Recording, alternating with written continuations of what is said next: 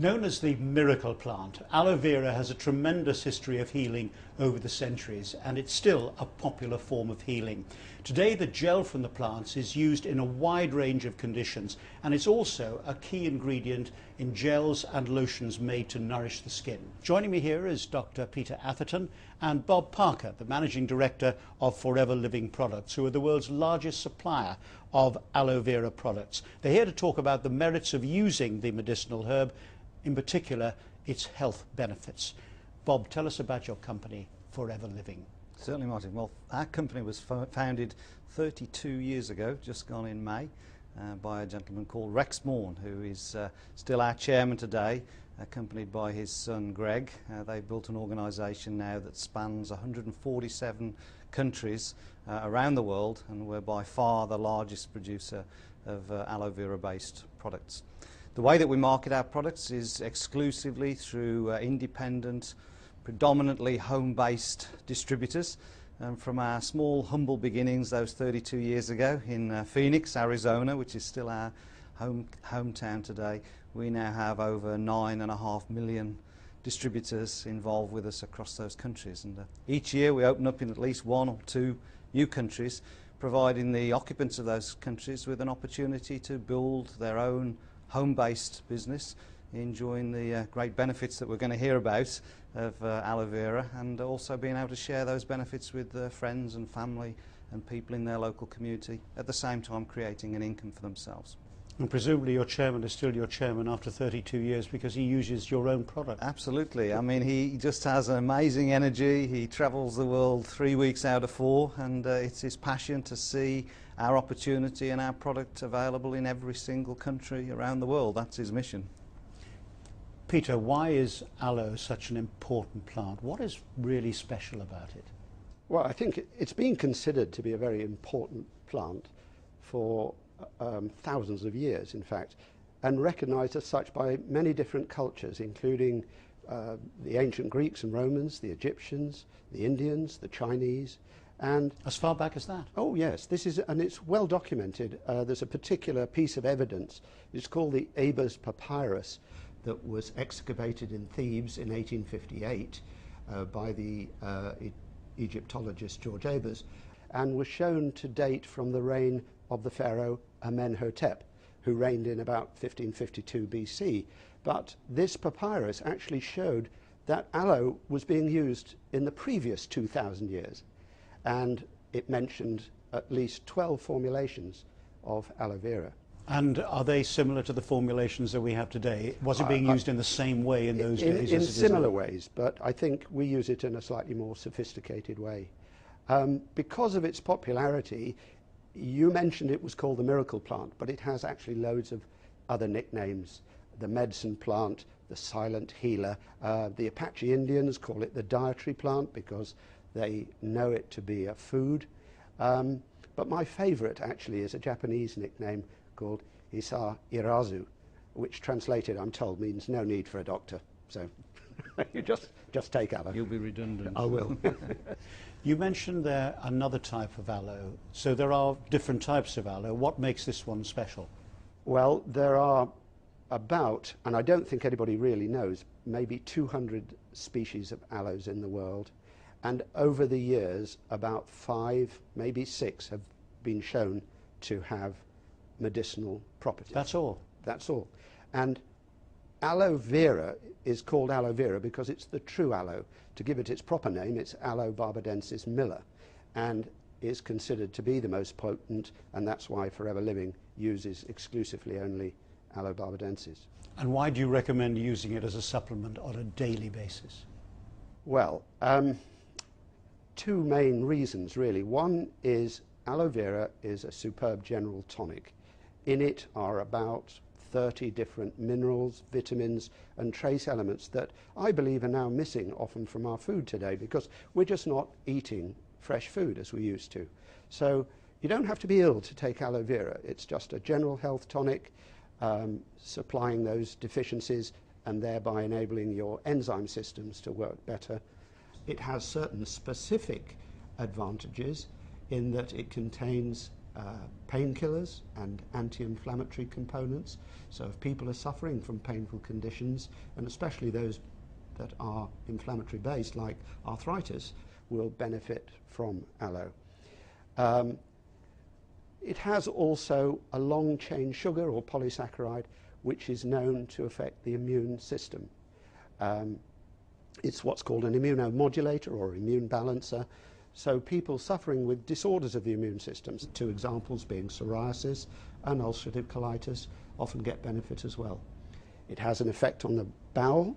It sort of regulates the passage of food through the bowel. It smooths out the contraction and relaxation of the bowel muscle. So it often helps people, for example, with irritable bowel syndrome. It's known to improve food absorption, particularly protein, and also to balance gut flora. So, for example, if you had an overdose of yeast or candida in your gut, it tends to sort of reduce that a bit. I wouldn't say it will eradicate it, but it balances it out. It seems incredible that one product could do all of those things. What's the magic ingredient? Well, I don't believe there is a magic ingredient, but people might say if there were one, it would be that polysaccharide, that long-chain sugar, because in the States they've actually extracted that and made it into a drug. Carrington Laboratories have produced a drug called Caricin, for which the FDA have licensed it for use in cat leukemia, feline leukemia.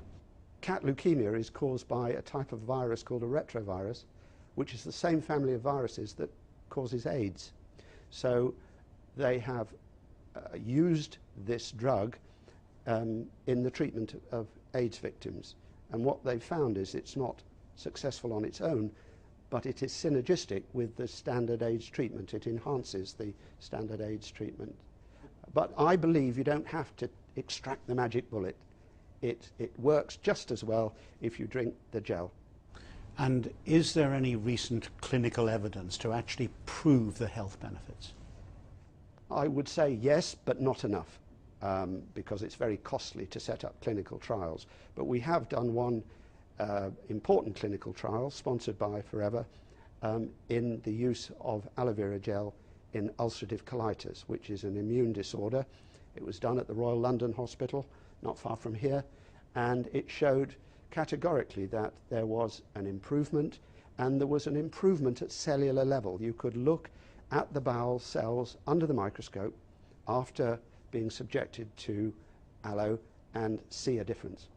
So it's not magic or myth. There is real medicine here, real medicine. Right, and can you then extrapolate from that? Can you take the difference that that made to the cells and say that because it did it there, it is going to do it in the other areas that you were talking about? I mean, one could say that probably theoretically, but unfortunately I don't have the hard evidence to back that up. I would love to see many more clinical trials, and we as a company are about to set up another, but that's in the treatment of osteoarthritis, and that should be starting in a week or two, involving over 200 patients. So we're very keen to present aloe with an evidence base. And presumably there are thousands of people out there, hundreds of thousands of people who actually believe that it works for them. Oh yes, yes. We have a huge amount of anecdotal evidence, and I always say to people, if they're skeptical, well, just try it, see if it works for you. I think it's fair to say that many people get involved with the Forever organisation having firstly been customers, and they become a walking advert for the product because of the benefits that they've received, and that's very typical of how many people, not all people, but many people get involved with us. Why do you recommend that people use Forever Living's Aloe products rather than any other aloe product? I mean, you've got competitors out there, presumably. What makes Forever Living's Aloe product so special? One of the benefits we have, of course, is being the world's largest aloe producer. We put much more aloe into most of our products than any other of our competition. We're also what's called a vertically integrated company, so we own and control every stage of the production, right from the growing of the plants through the harvesting, the filleting. We have a global stabilisation process that's unique to our product, which retains all the natural benefits that an aloe plant has. And so when you drink our aloe or use our aloe, it's the equivalent of being able to, if possible, walk into our gardens here in England and harvest a raw aloe plant and take it in its best form, which is of course naturally. Aloe vera is something I've always associated with suntan creams. How do you make the leap from that to something you can drink? I think you're like most people. They do associate aloe with topical products, especially suntan creams. And believe it or not, one of the most popular nicknames for aloe vera is the burn plant, because it has been used for centuries to heal burns of all types. It has a natural soothing and moisturizing effect, so it's widely used in the cosmetic industry. Also, topically, it's used to put in wounds to heal. But drinking? Yes, well, the drink actually promotes the healing by providing the nutrients that are required to produce new cells. It's certainly not sold on its taste, it's sold on its benefit. Perhaps you ought to try it yourself. How about giving him a drink? Give me a whirl. Give you a whirl, absolutely.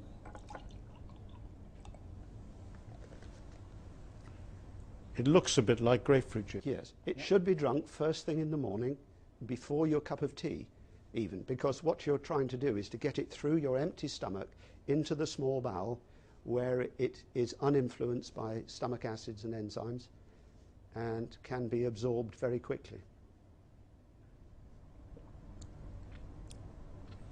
Interesting. Slightly bitter. Yes, yes. I could get used to it, but it might not instinctively be something I'd want to drink. So is it mixed with any other ingredients? You can mix it with cordial or orange juice or whatever you like. And it's best drunk cold, straight from the fridge, and well shaken. Because you can see there are lots of sort of bits and pieces in there. So I'm going to walk out of here a lot healthier, am I? Like a new man. Absolutely.